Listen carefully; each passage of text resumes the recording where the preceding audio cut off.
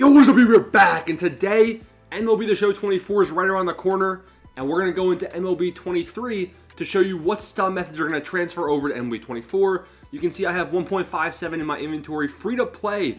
I'm a free to play player. I made like 7 million plus stubs free to play in MLB 23. Very, very easy. Doesn't even require a lot of time, a lot of these methods. These are even going to work if you don't even have time to play the game, if you're busy working and whatnot, right?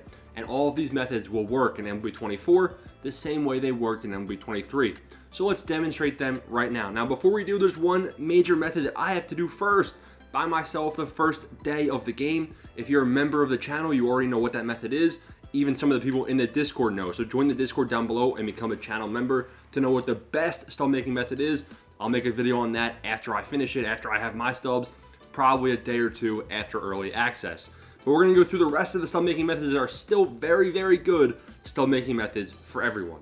Leave a like, smash the subscribe button, let's get into it. First thing you want to do, right? You load into the game. If you're early access, you're going to have those gold choice packs.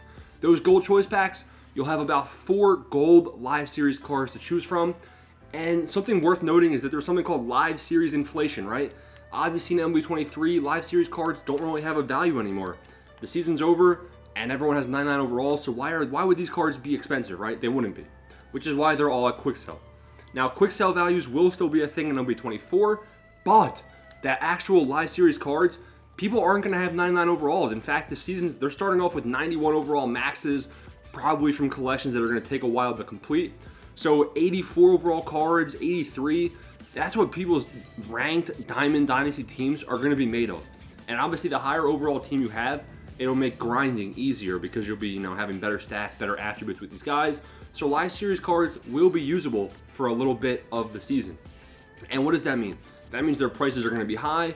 And do you want to kind of fall into that trap of using these live series guys to grind? Don't do it. Cash out.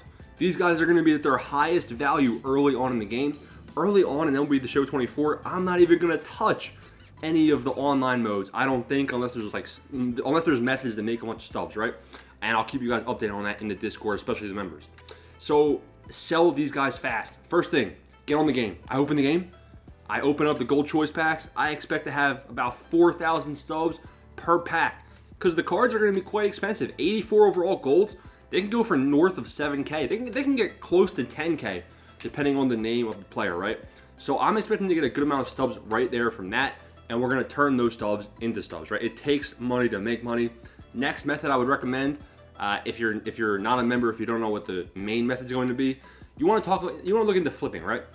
Flipping is something very easy to do, but early on there's more upside, but there's also more risk, right? Now everyone knows flipping in the sense that we know how to manipulate buy now and sell now values, right? I guess I shouldn't go to live series cards. That's a bad example. Let's go to someone who has some orders. So you would look at this right here. Now this is unrealistic because this game's dead. But basically, the sellable, that's somebody wants to buy the card for 30,111. You could quick sell him right now. If I had him, I could sell him instantly for that. And if I had him, I'd be stupid to sell him for 30,000 because I could go in here and make a sell order. Somebody's trying to sell him for 91,100, so I could go in there and put mine for 91,099, and then I'd have the highest order, right? So the way to flip, you go in, you buy this guy for one higher than the sell now. 30,112, and then you get him, right? Cost you 30,000, and then you would come in here and sell him for almost 91K. Now there is a 10% tax, but you'd still make a 50K profit.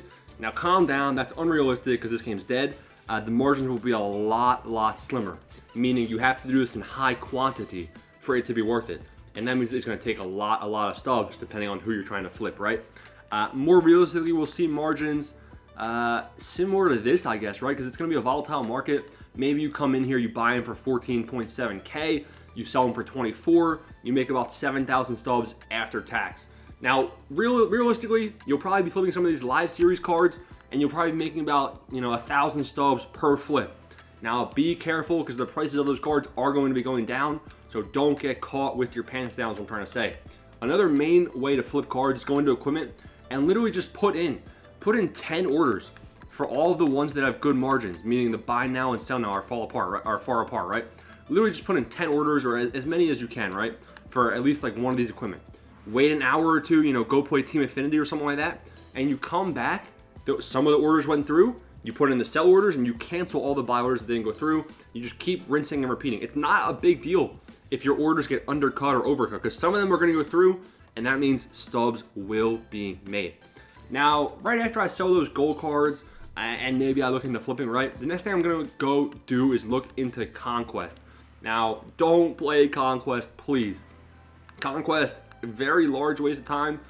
In my opinion, you gotta play 30 games, right, for the U.S. Central map.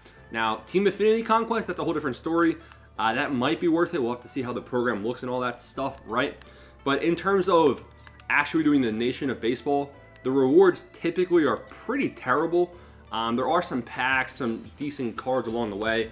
But I mean, in MLB 23, there was 99 overalls day one. And they wanted me to do 30 games for Roberto Clemente. I'm going to pass on that one, right? But there are going to be hidden rewards around this map that literally take zero effort to get to.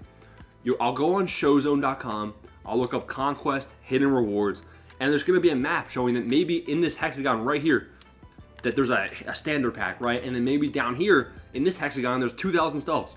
And the nice thing about that is you don't even have to play any games. You literally just move your cursor to that hexagon, and it's just like that. You're going to land on that spot, and it'll say hidden reward discovered, and you'll get whatever that hidden reward is. After you get one hidden reward, you literally just restart and you start heading for the next one. So that's how I do Conquest. I get the hidden rewards and I don't have to play the game. So that's a huge advantage on how to capitalize on making stubs early on. Now, people might ask, can I invest in stuff day one? Honestly, no, you can't. The first couple weeks of the game, all the cards are going to be super inflated in price. Even if they're not live series cards, their prices are going to go down. That's just how it is. So make sure not to invest in anything day one, even roster updates. Now, we're going to have a lot of roster update stuff on the channel. I'll tell you guys who I'm planning on investing in for roster updates come day one. Roster updates, I already have a tutorial on that if you're unsure of what it is. That's how I made a majority of my stubs in MLB 23 in years past, along with the method that members know. So I'm going to tell you guys, all right, this 84, Corbin Burns is 84. Let's just say that, right? He won't be, but let's say he's an 84. I'll say he deserves to be an 87.